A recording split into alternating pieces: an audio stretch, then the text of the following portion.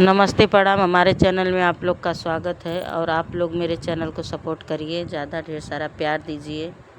घर में से निकलती रियवा हलुआइया दुकान गई हो, भैया लड्डूअन का मोल बतावा जीउतिया रत करब जीउतिया हम भूखब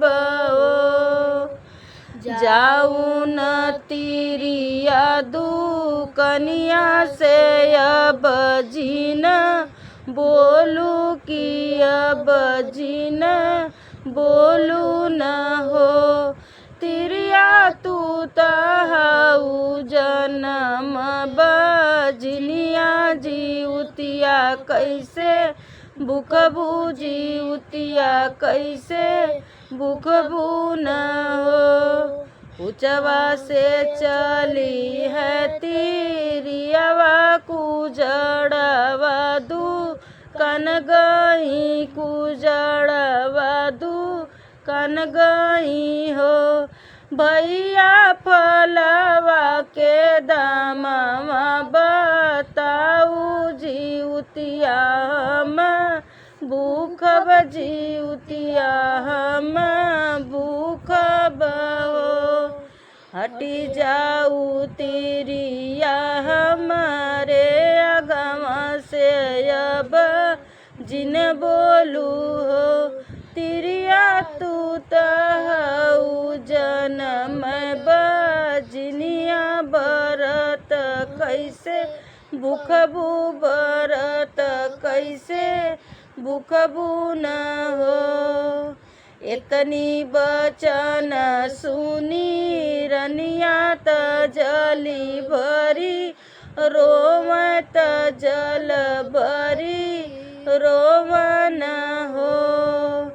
रुदना परस हो मैया देई दे तू ते कललनवा जीउती बजनिया के नम छूट हो।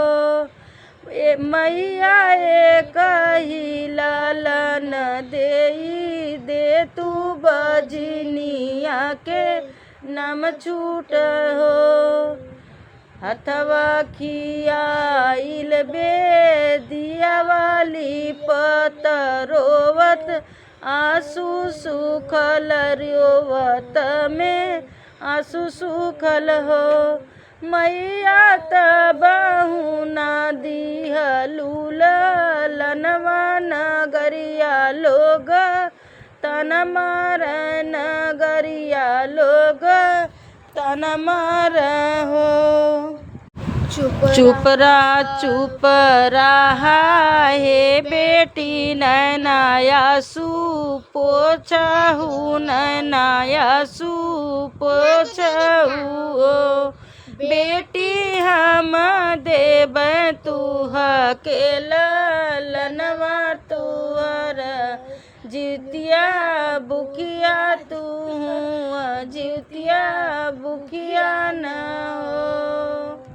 बेटी हम देब तुह के ललनवा जीउतिया तुई भूखिया न हो। लडुआ के ले हलुआइया त घरवा से फलवा कुजड़ घर से बेटी न हो। बेटी तू भूखल रह जुतिया बरत अपने लाल खातिर बरत अपने लाल खातिर हो।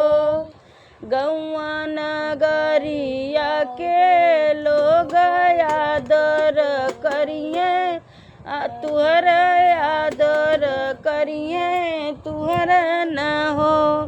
ललना के मम्मी करी है जितिया त छूटी है बजनिया के नाम माया मर होइया हो।